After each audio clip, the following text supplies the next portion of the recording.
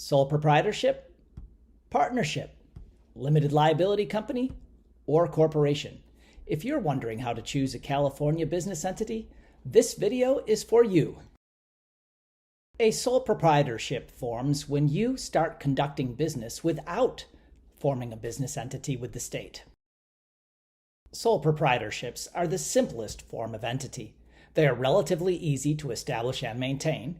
They typically require few, if any, state filings. They do not require corporate formalities like meetings and officers.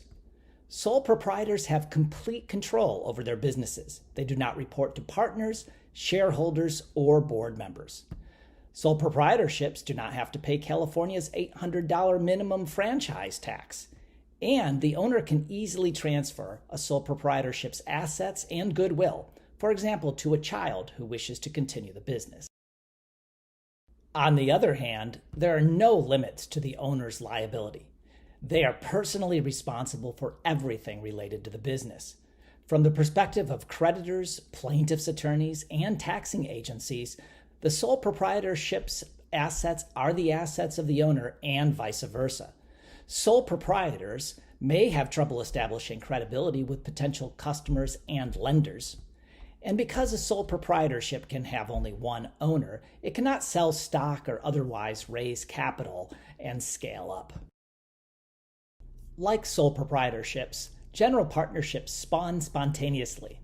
They spring into existence whenever two or more persons conduct business for profit.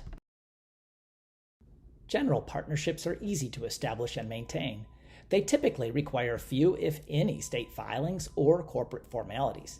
In fact, they are often formed unintentionally when people work together for profit.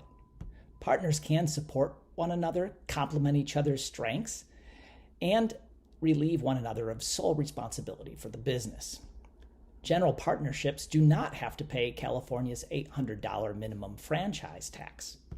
Because taxes pass through to the partners, they escape the double taxation of corporations. On the other hand, the owners of general partnerships are completely liable for the entity's obligations and for each other's actions. The partnership may end if the partners disagree or if one quits, or dies or becomes incapacitated. Because the only owners are the partners, they cannot sell stock or raise large amounts of capital. A limited partnership has both general and limited partners. The general partners run the business. The limited partners do not. Limited partnerships are a great deal for the limited partners, who generally can lose no more than what they invested in the partnership. They share in profits and losses without having to be involved in management. That makes management simpler for the general partners who run the business. For most decisions, they need not consult with the limited partners. However, limited partnerships may not be a good deal for the general partners. General partners are completely liable for the entity's obligations and for each other's actions. Some tricks can limit that liability, for example, using a corporation as a general partner.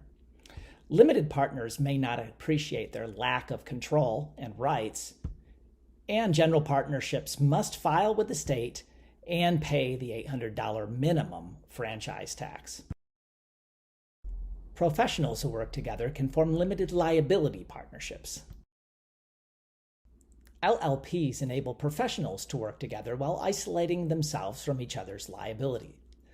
In California, architects, CPAs, engineers, land surveyors, and lawyers can form LLPs.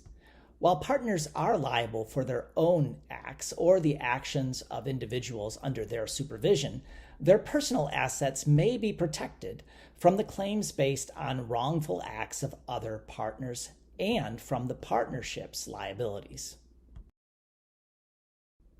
Because only select professionals can be partners, LLPs are less flexible than corporations when it comes to admitting new stakeholders or transferring ownership interests when, for example, a partner retires or dies. LLPs must pay regular filing and registration fees to California and sometimes to their professional societies, and must pay the annual minimum franchise tax. Limited liability companies are a newer form of business entity that, well, limit the owner's liability. Members of an LLC are generally protected from the LLC's obligations if the members follow best business practices to avoid piercing the corporate veil. LLCs are incredibly flexible. They can issue various classes of ownership interest. They can be controlled however the owners determine in the operating agreement. And they can be taxed as disregarded entities, partnerships, C Corps, or S Corps. LLCs have few corporate formalities, such as meetings and officers and board of directors, making them easy to maintain. LLCs are great for holding investment properties.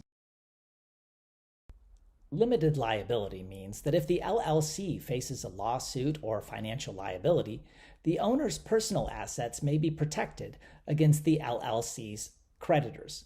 Only the assets of the business itself are at risk.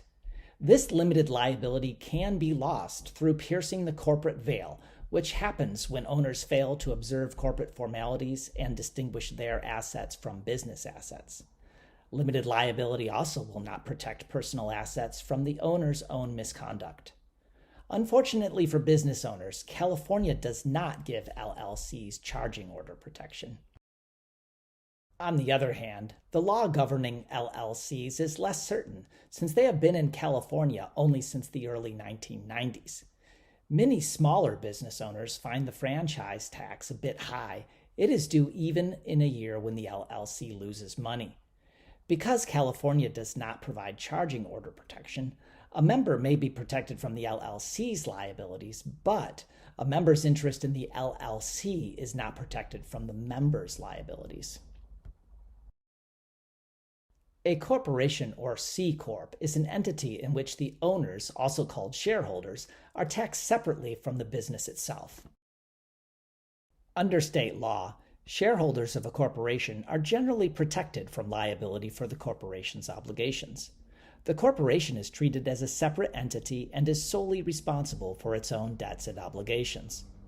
Corporations are especially useful for businesses that wish to go public, raise large amounts of capital, and scale up. There is no limit on the number of shareholders, and shareholders can easily buy, sell, and transfer their ownership interests. However, C Corps require much time and expense to establish and maintain. Bylaws must be carefully drafted, a board of directors must be appointed, shareholder agreements must be precisely spelled out, and stock certificates must be issued. Corporate formalities must be strictly followed.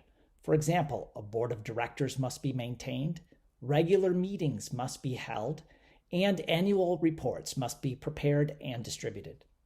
Corporations are subject to enhanced supervision by state and federal regulatory agencies, including the U.S. Securities and Exchange Commission.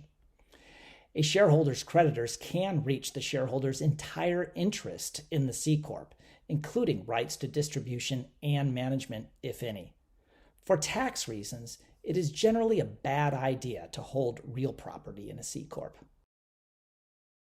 The profits of C Corps are subject to double taxation. First, the C Corp pays state and federal taxes. In 2023, the federal corporate tax rate is 21%, and the California rate is 8.84%, for a total of 29.84%. Then the shareholders pay income tax on the dividends in their personal tax returns. An S Corp is not a distinct entity. It is an LLC or C Corp that elects to have income tax flow through the corporation and directly to the shareholder. In addition to the advantages of the underlying LLC or C Corp, an S Corp has certain tax advantages. First, the S Corp pays its owner a reasonable salary on which the owner pays self-employment tax. Above the reasonable salary, distributions are not subject to the 15.3% self-employment tax. An S Corp can save significant self-employment taxes for the small business owner who makes more than enough money to cover a reasonable salary. In addition to the disadvantages of the underlying LLC or C Corp, S Corps face numerous restrictions. They can have no more than 100 shareholders. Shareholders must be U.S. citizens or permanent residents. No more than 25% of the S Corp's income can come from passive activities. Business entities and trusts cannot be shareholders, and S Corps can issue only one class of shares. Did you choose the wrong entity for your business? If so, you may be able to change your business entity. This is easy for sole proprietorships, more complex for partnerships, LLCs, and corporations, but it often can be done. I'm Daniel Van Slyke, an attorney licensed in California, Texas, and Missouri. You can find me at iplanlaw.com.